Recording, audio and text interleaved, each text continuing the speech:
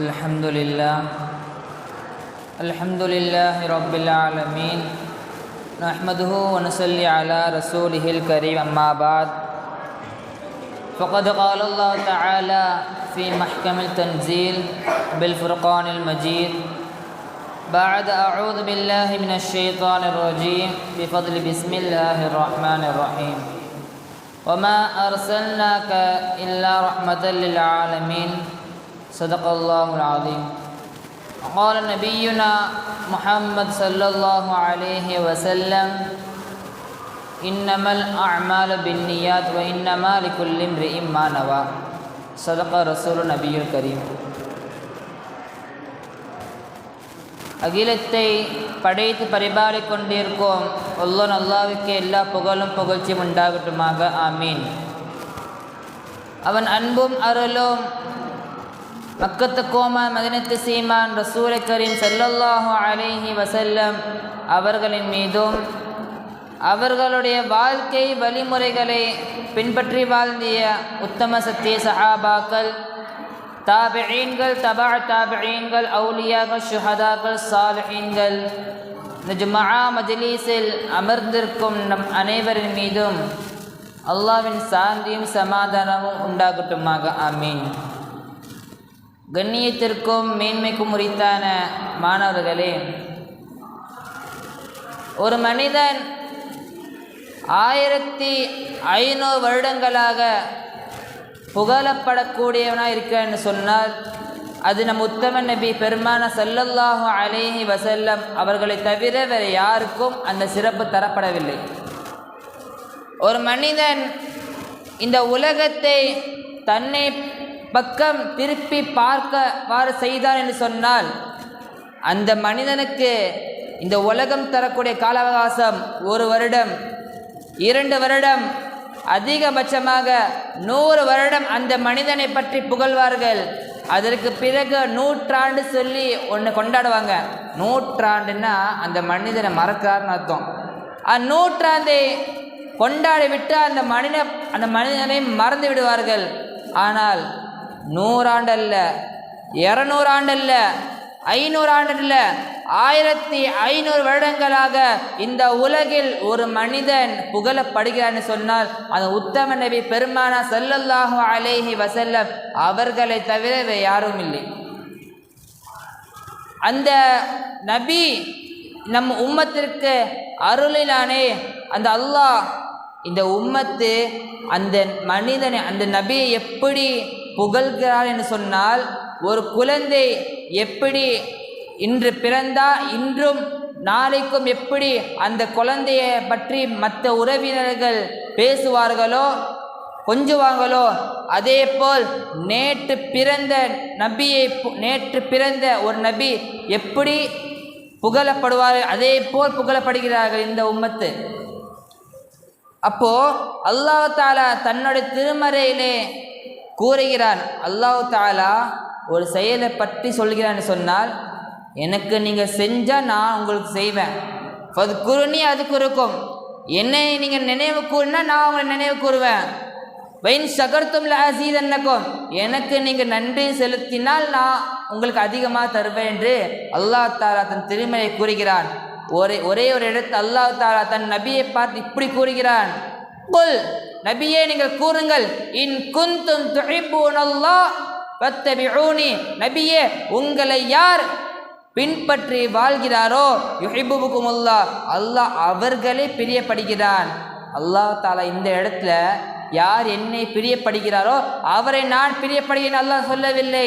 மாறாக யார் உத்தம நபியுடைய வாழ்க்கை வழிமுறைகளை பின்பற்றி வாழ்கிறாரோ அவர்கள் அல்லாஹ் பிரியப்படுகிறார் என்று தன் திருமறையை கூறி காட்டுகிறான். கண்ணியத்தை குறித்தானவர்களே, ஒரு அறிஞர்கிட்ட சில மக்கள் கேட்கிறாங்க, இந்த உலகத்துக்கு அனுபவப்பட்ட தூதர்களே சிறப்பான தூதர் உத்தம நபி ஸல்லல்லாஹு அலைஹி வஸல்லம் அவர்கள் இந்த உலகத்தில் தோன்றான் அல்லவா, அதனால் மனிதர்களுக்கு சந்தோஷமா என்று அந்த அறிஞர்கிட்ட சில மக்கள் கேட்குறாங்க. அந்த அறிஞர் சொல்கிறாரு, மனிதர்களுக்கு மட்டும் சந்தோஷம் இல்லை, மாறாக மனித சமுதாயத்திற்கும் ஜின் என்ற கூட்டத்திற்கும் இந்த உலகில் வாழக்கூடிய அனைத்து ஜீவராசிகளும், இன்னும் சொல்ல போனால் சொர்க்கம் நரகம் அனைத்திற்கும் பெருமானார் ஸல்லல்லாஹு அலைஹி வஸல்லம் அந்த பிறந்த நாள் அனைத்துக்கும் மகிழ்ச்சி என்று அந்த அறிஞர் சொல்லி காட்டுகிறார். மனிதர்களுக்கு ஜின்களுக்கு உலகத்தில் இருக்கக்கூடிய ஜீவராசிகளுக்கு சந்தோஷம்னா ஓகே, எதுக்கு நரகத்திற்கு சந்தோஷம் என்று அந்த அறிஞர் கேட்கும் பொழுது அந்த அறிஞர் சொல்கிறார், பெருமானார் மட்டும் இந்த உலகத்தில் பிறக்கப்படவில்லை என்று சொன்னால் நரகமே இடம் பத்தாம அனைத்து மக்களும் அந்த நரகத்தில் நுழைந்து அதாவ் செய்யப்பட்டு கொண்டிருப்பார்கள். நரகமே ஹவுஸ் ஃபுல்லாகி நரகத்தில் இடம் பத்தாமல் போயிடும். அவ்வளோ அனைத்து மக்களும் நரகத்தில் வாட்டப்பட்டிருப்பார்கள். அதனால நரகத்திற்கு பெருமானார் ஸல்லல்லாஹு அலைஹி வஸல்லம் வந்ததாக சில நபர்கள் குறைந்தாக என்று அந்த நரகம் சந்தோஷப்படுமா? சரி, சோவன் ஜன்னத் எதற்கு சந்தோஷப்படும் என்று கேட்கும் பொழுது அதுக்கு அறிஞர் சொல்கிறார், பெருமானார் மட்டும் இந்த உலகத்தில் வராமல் இருந்தாங்கன்னு சொன்னால் சுவனமே காற்று வாங்கிட்டு இருக்கும், எந்த மனிதரும் இருக்க மாட்டாங்க. அல்லாஹ் படைத்த அந்த அற்புதமான விஷயங்கள் சோவனத்தில் மட்டும்தான் இருக்கும். அந்த அனுபவத்தை எந்த ஒரு மனிதரும் சோவனத்தில் இருக்க மாட்டா என்று சொல்லி அந்த அறிஞக்கூடிய கண்ணியத்தை குறித்தார்களே, அவ்வளோ கண்ணியமும் மேன்மைக்கு முடித்தான உத்தம நபி பெருமானார் ஸல்லல்லாஹு அலைஹி வஸல்லம் அல்லாஹ் தன் திருமையை கூறுகிறார், வமா அர்ஸல்னாக இல்லா ரஹ்மத்தல் லில் ஆலமீன், நான் படைத்த அனைத்து படைப்பினங்களுக்கும் ஒரே ரஹ்மத்தாக ஒரே உருவமாக இந்த நபியை நாம் ஆக்கியிருக்கிறோம், இந்த நபியை நாம் உலகத்திற்கு அனுப்பியிருக்கிறோம் என்று அல்லாஹ் தஆலா தன் திறமையை கூறி காட்டுகிறான். ரஹ்மத்துல் லில் ஆலமீன் என்ற பட்டத்திற்கு உரித்தாவதற்கு சாதாரண விஷயம் கிடையாது. ஒரு மனிதர் இந்த உலகத்தில் இருக்கிற அனைத்து ஜீவராசிகளை காட்டிலும் அல்லாஹ் படைத்த அனைத்து சொற்பமான விஷயங்களாலும் புகழப்படக்கூடிய ஒரு நபர் இருக்கிறார் சொன்னால் அந்த நபருக்கு தான் ரஹ்மத்துல் லில் ஆலமீன் என்று இருக்கக்கூடிய தகுதி உண்டு. அதான் அல்லாஹ் தஆலா நபி பெருமானார் ஸல்லல்லாஹு அலைஹி வஸல்லம் அவர்களை பார்த்து, ஏன்னா பெருமானார் ஸல்லல்லாஹு அலைஹி வஸல்லம் இந்த உலகம் படைக்கப்படுவதற்கு முன்னதாகவும் அனைத்து சொற்பமான விஷயங்களும் படைக்கப்படுவதற்கு முன்னதாக முதலில் அல்லாஹ் தஆலா நபி அவர்களை தான் படைத்தான். அதுதான் அல்லாஹ் தஆலா தன் திருமறை வமா அர்ஸல்னாக ரஹ்மத்துல் லில் ஆலமீன், அனைத்துக்கும் நீங்கள் தான் ரஹ்மத் என்று அல்லாஹ் தன் திருமையை கூறி காட்டுகிறான். அப்படிப்பட்ட அந்த நபி வாழ்ந்த காலகட்டத்தில் வாழ்ந்த சஹாபாக்கள் எப்படி அந்த ரசூலுல்லாஹ் கிட்ட வாழ்ந்தாங்க? ரசூல் ஸல்லல்லாஹு அலைஹி வஸல்லம் அவர்கள் எழுந்த ஒரு சின்ன விஷயங்கள் கிடைக்காதா? தன்னோட வாழ்வே பெருமான இடத்துல ஒரு சின்ன விஷயங்கள் கிடைக்காத சொல்லி தேடி தேடி வாழ்ந்தாங்க. அல்லாமா புர்தூவி ரஹ்மத்துல்லாஹி அலைஹி அவர்கள் தன்னோட தஃசீல் எழுதுவாங்க, ஒரு சஹாபி இப்படி சொல்லுவாங்க, அன் யகூன ஷிஅரன் நபி ஸல்லல்லாஹு அலைஹி வஸல்லம் இந்தனா ஃபில் புயூதி உஹிப்ப இலைனா மினத் துன்யா வ மன் ஃபீஹா என்று சொல்லுவாங்க. நபி ஸல்லல்லாஹு அலைஹி வஸல்லம் அவர்களுடைய ஒரு ரோமம் இருக்குல்ல, ஒரு தலை முடி, அது மட்டும் என்னுடைய வீட்டில் இருந்தால் இந்த உலகத்தை காட்டினது உலகமும் உலகத்தை காட்டியும் அது சிறந்தது என்று அந்த சஹாபா கூறினார் என்று அல்லாமா பூர்துவி ரஹ்மத்துல்லாஹி அலைஹி தன்னுடைய தஃசீல் எழுதுறாங்க, கண்ணியத்து குறித்தாங்களே. அப்போது ஒரு தலைவர் சஹாபாக்கள் அந்த காலத்தை பெருமானார் ஸல்லல்லாஹு அலைஹி வஸல்லம் சஹாபாக்கள் எப்படி வலியுறுத்தியிருப்பார்கள், எப்படி சஹாபாக்களிடத்தில் அனுசரித்து வாழ்ந்திருப்பாங்க. இந்த காலகட்டத்தில் தலைவரை போகிறவா சும்மா ஆசபாசமான விஷயங்களை சொல்லிவிட்டு மக்களை குழப்பக்கூடிய ஒரு காலம். உங்கள் மக, உங்கள் அண்ணன், உங்கள் தம்பி என்று சொல்லி மக்களை வழி கெடுக்கக்கூடிய இந்த காலகட்டத்தில் பெருமானார் ஸல்லல்லாஹு அலைஹி வஸல்லம் அவர்களுடைய வாழ்க்கையை பார்த்து கற்றுக்கொள்ள வேண்டும். அப்போ சஹாபாக்கள் எப்படி நபி ஸல்லல்லாஹு அலைஹி வஸல்லம் அவரிடத்தில் இருந்தார்கள் என்று நம்ம சிந்தித்து சொன்னால், ஒரு முறை ஹஜ்ரத் சையதுனா முஹம்மது ரசூல் கரீம் ஸல்லல்லாஹு அலைஹி வஸல்லம் அவருக்கு ஹஜ்ஜுக்கு போகிறாங்க. ஹஜ்ஜுக்கு போகும்போது எல்லா காரியம் முடிச்சிடுறாங்க, குர்பானி கொடுக்கறது, தவாஃப் செய்கிறது, எல்லா விஷயமும் செய்து முடித்ததற்கு பிறகு ரசூல் ஸல்லல்லாஹு அலைஹி வஸல்லம் மொட்டை அடிக்க வராங்க. தன்னோட முடியை சரிப்பதற்காக வராங்க. ரசூலுல்லாஹ்க்கு மட்டும் அந்த காலத்தில் ரசூல் ஸல்லல்லாஹு அலைஹி வஸல்லம் அவர்களுக்கு முடியை சரிக்கக்கூடிய ஒரு சஹாபி முஅம்மர் என்று சொல்லி ஒரு சஹாபி ரலியல்லாஹு அன்ஹு அவர்கள். அப்போ ரசூல் ஸல்லல்லாஹு அலைஹி வஸல்லம் இடத்துல உட்காந்து கிப்லாவை முன்னோக்கி உட்கார்ந்துருக்காங்க. முஅம்மர் வராரு. முஅம்மர் வராரு வந்துட்டு இருக்காரு. பின்னாடி திரும்பி பார்த்தா பெரிய கூட்டம், சஹாபாக்களுடைய பெரிய கூட்டம் முஅம்மரை தொடர்ந்தே வந்து கொண்டிருக்கிறது.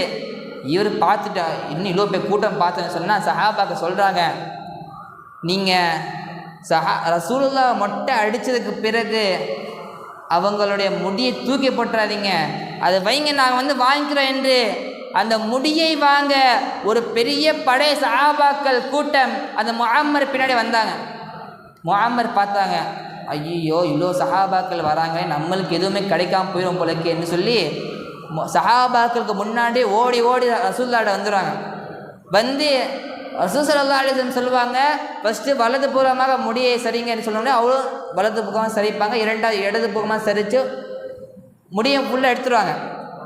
எடுத்ததுக்கு பிறகு அந்த முடியை முஅம்மர் எடுப்பார். எடுத்தோடனே ரசூலில் கேட்பாங்க, முஅம்மர் இங்கே வாங்க, கம் கியர் எப்படி கூப்பிடுவாங்க முஅம்மரை பார்த்து ரசூல் ஸல்லல்லாஹு அலைஹி வஸல்லம். வந்து என்ன பண்ணுறீங்க, முடி எடுத்து எங்கே போகிறீங்க கேட்கோடனே, இல்லை ரசூலுல்லாஹ் வேணும். அப்போது அந்த கூட்டத்தில் அனைத்து சஹாபாக்கள் இருப்பாங்க. அந்த சஹாபாக்கள் கூட்டத்தில் அபூ தல்ஹா ரலியல்லாஹு அவர்களே ரசூல் ஸல்லல்லாஹு அலைஹி வஸல்லம் கூப்பிடுவாங்க. அபூ தல்ஹா யார்னா, அல்லாஹ்வின் பாதையில் தன் சொத்துக்களை அனைத்தையும் பெருமானார் ஸல்லல்லாஹு அலைஹி வஸல்லம் அவர்களை தேடி வந்த விருந்தாளிகளை உபசரித்து தன்னோட சொத்துக்களை தாரம் வாழ்த்த உத்தம அபூ தல்ஹா ரலியல்லாஹு அவர்கள் கூப்பிட்றாங்க, ரசூல் ஸல்லல்லாஹு அலைஹி வஸல்லம் வாங்க. வலது புலமாக எடுத்து அந்த முடியை அவங்கள்ட்ட கொடுத்து, உங்களுக்கு யாரெல்லாம் தெரியுதோ, உங்கள் சொந்தக்காரங்க யாரெல்லாம் இருக்காங்களோ எல்லாட்டையும் இந்த முடியை கொடுத்துருங்க. அடுத்து இடது புறமாக எடுத்த முடியை பின்னாடி முஅம்மர் பின்னாடி ஒரு கூட்டம் வந்தல்லவா, அந்த கூட்டத்தை கொடுத்து, இந்தாங்க நீங்கள் முடியை போய் எல்லாத்துக்கும் கொடுத்துருங்க என்று தன்னோட முடியை கூட பெருமானார் ஸல்லல்லாஹு அலைஹி வஸல்லம் சஹாபாட்ட கொடுத்தாங்க. அந்த முடியை சஹாபாக்கள் என்ன நினைத்தாங்க தெரியுமா, ரசூலுல்லாஹ்வுக்கு பிறகு நம்மளுக்கு பரக்கத்தான ஒரு விஷயம் இதுதான் என்று சஹாபாக்கள் நினைத்தார்கள். தன்னோட முடியை கூட அந்த ரசூலுல்லாஹ் முடியை கூட சஹாபாக்கள் இந்த உலகம் மூலம் கூட அனைத்து இடத்திற்கும் சஹாபாக்கள் கொண்டு சேர்த்தாங்க. இந்தியா அனைத்து இடங்களையும் சஹாபாக்கள் போய் ரசூலுல்லாஹ்வுடைய ரோமத்தை கூட போய் சேர்த்தாங்க. ரசூல் ஸல்லல்லாஹு அலைஹி வஸல்லம் மதீனாவில் அடக்கப்பட்டாங்க. ஆனால் அவங்களோட முடியை சஹாபாக்கள் அனைத்து இடங்களையும் பரப்புனாங்க.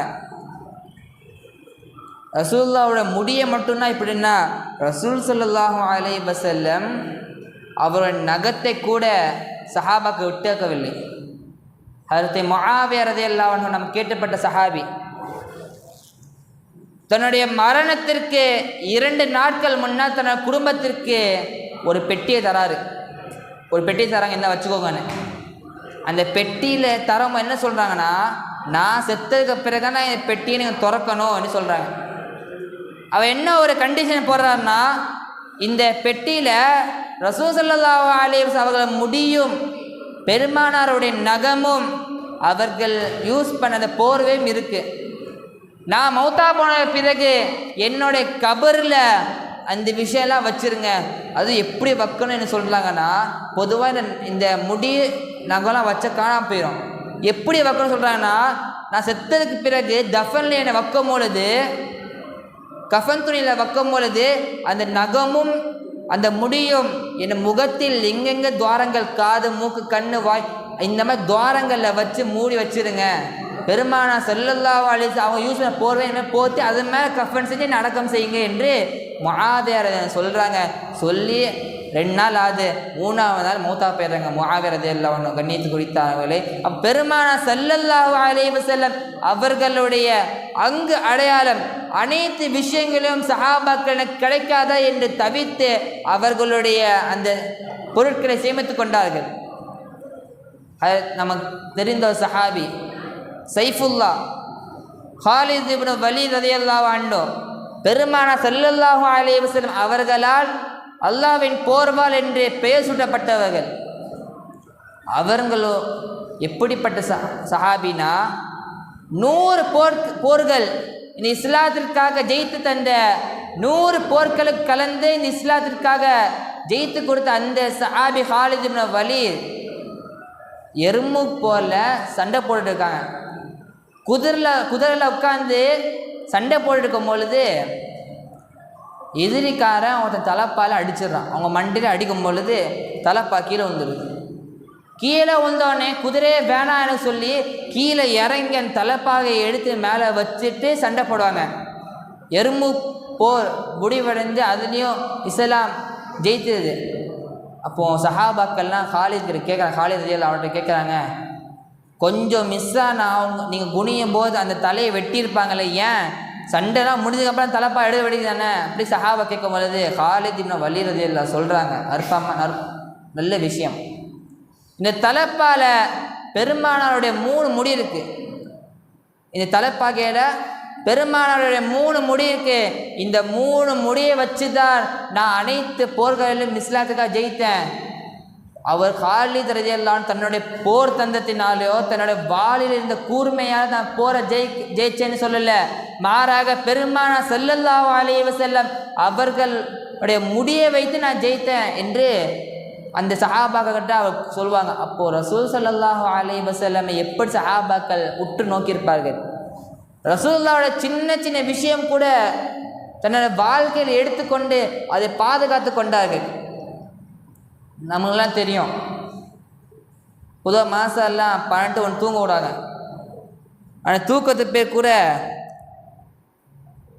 ரசூல் ஸல்லல்லாஹு அலைஹி வஸல்லம் சொல்கிறாங்க, தூக்கத்து பேர் கூட கலியுல்லா என்று தூக்கம். அது கைலுல்லா என்று சொல்லி தூக்கம். அது அந்த தூக்கம் ரசூல் ஸல்லல்லாஹு அலைஹி வஸல்லம் தூங்குவாங்க. 12 to 1 லுஹருக்கு முன்னாடி நேரத்தில் ரசூல் ஸல்லல்லாஹு அலைஹி வஸல்லம் தூங்குவாங்க. சுன்னத்தான தூக்கம். அந்த தூக்கத்தை ஒருமா ஸல்லல்லாஹு அலைஹி வஸல்லம் அனஸ் ரலியல்லாஹு அவருடைய தாயார் உம்மு சுலைம் அவர்களுடைய வீட்டில் தூங்கிட்டு இருக்காங்க. அரபு நாட்டில் காலைல பார்த்தா ரொம்ப வெயில் அடிக்கும். காலை நேரத்தில் ரொம்ப வெயில் அடிக்கும், நைட் பார்த்தா ரொம்ப குரலும். அப்போது ரசூல் ஸல்லல்லாஹு அலைஹி வஸல்லம் உம்மு சுலைமுடைய வீட்டில் தூங்கிட்டு இருக்காங்க. அப்போது ரசூல் தூங்கிட்டு இருக்கும்போது அந்த வெயிலின் தாக்கமாக பெருமானாருக்கு வேக்குது.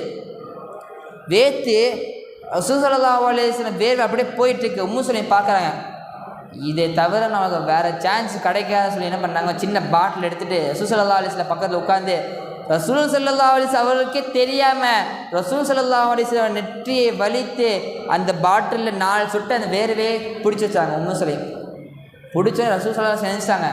எந்திச்சோடனே உம்மு சுலைம் பார்த்து கேட்குறாங்க, என்ன பண்ணுறீங்க? இல்லை ரசூலுல்லாஹ், உங்கள் வேர்வையை எடுத்தேன், சரி இதை வச்சு நீங்கள் என்ன செய்வீங்க? யா ரசூலுல்லாஹ், உலகத்திலேயே இல்லாத ஒரு நறுமணம், கஸ்தூரிக்கே டஃப்பு தரக்கூடிய உங்களுடைய அந்த வேர்வை நான் எடுத்து ரசூல் எனக்கு யூஸ் ஆகும் எடுத்து வச்சுக்கிறாங்க உம்மு சுலைம் ரலியல்லாஹு அன்ஹா. அப்போது ரசூலுல்லாஹ் சொல்கிறாங்க, சரி நீங்கள் இந்த வேர்வையை ஒரு பெரிய கண்ணாடி பாட்டிலில் போட்டுக்கிட்டு அதை தண்ணி ஊற்றி வச்சுக்கோங்க, உங்களுக்கு பின்னாடி யூஸ் ஆகும் என்று ரசூலுல்லாஹ் சொல்கிறாங்க. பிற்காலகட்டத்தில் சஹாபாக்களுக்கு நறுமணம் வேண்டும் என்று சொன்னால் எல்லா சஹாபாக்களும் உம்மு சுலைம் வீட்டுக்கு வந்துடுறாங்க. அப்போது அந்த உம்மு சுலைம் அந்த வேர்வை கொண்டு அத்தரை சென்று சஹாபாக்களுக்கு வித்தாங்க என்று வரலாற்று இருக்கிறது. கண்ணியத்துரித்தானவர்களே, அப்போ ரசூல் ஸல்லல்லாஹு அலைஹி வஸல்லம் அவர்கள் வேர்வை, இப்போலாம் வேர்வை எடுத்து இப்போ ஒருத்தன் மூணு தைச்சா போதும், அவன் செருப்பிட்டு அடிச்சிடும். இல்லை வேர்வை எடுத்து அடிக்கிறேனே அப்படி சண்டைக்கு வந்துடுறாங்க. அப்போது ரசூல் ஸல்லல்லாஹு அலைஹி வஸல்லம் அவர்கள் வேர்வை கூட சஹாபாக்கள் எடுத்து சேமித்து கொண்டார்கள். அப்போது வேர்வைக்கும் நகத்திற்கும் முடிக்கும் இவ்வளோ சிறப்பு இருக்குன்னு சொன்னால் ரசூல் ஸல்லல்லாஹு அலைஹி வஸல்லம் அவர்களுடைய இரத்தம் எந்த அளவிற்கு இருக்கும். ஒரு முறை அந்த காலத்துலாம் மனிதர்கள் முதுகில் ஒரு எலும்பு வச்சு குத்துவாங்க. குத்தி ரத்தத்தை வெளில எடுத்துவாங்க. எதுக்கு பண்ணுவாங்கன்னா, ரத்தம் சுத்தமாகி வேறு ரத்தம் உண்டாவதற்கு முதுகில் குத்தி அந்த ரத்தத்தை வெளில எடுப்பாங்க. இந்த காலத்து மிஷின் வந்துருச்சு, மிஷின் வச்சு எடுத்துறாங்க. ஆனால் அந்த காலகட்டத்தில் ஒரு எலும்பை வச்சு குத்தி ரத்தத்தை வெளியே எடுப்பாங்க. ரசூலுல்லாஹ் பண்ணாங்க. அப்படி ரசூல் ஸல்லல்லாஹு அலைஹி வஸல்லம் அவர்கள் உடலிலிருந்து வெளியான அந்த ரத்தத்தை எடுத்த பாட்டில் வச்சுருக்காங்க. ரசூலுல்லாஹ் பார்க்குறாங்க, இந்த ரத்தம் சஹாபாட்ட கொடுத்தா சண்டையை போட்டு ஒருத்தர் அடித்து கொண்டுருவாங்க, இந்த ரத்தத்தை என்ன பண்ண ரசூலுல்லாஹ் யோசிச்சுருக்காங்க. அப்போது அப்துல்லா இப்னு ஜுபைர் ரலியல்லாஹு அவர்கள் வராங்க. அப்போ சின்ன வயசு 8 வயசு இருக்கும். அப்துல்லா இப்னு ஜுபைர் ரலியல்லாஹு அவர்கள் வந்துட்டு போது ரசூலை கூப்பிட்றாங்க, வாங்க.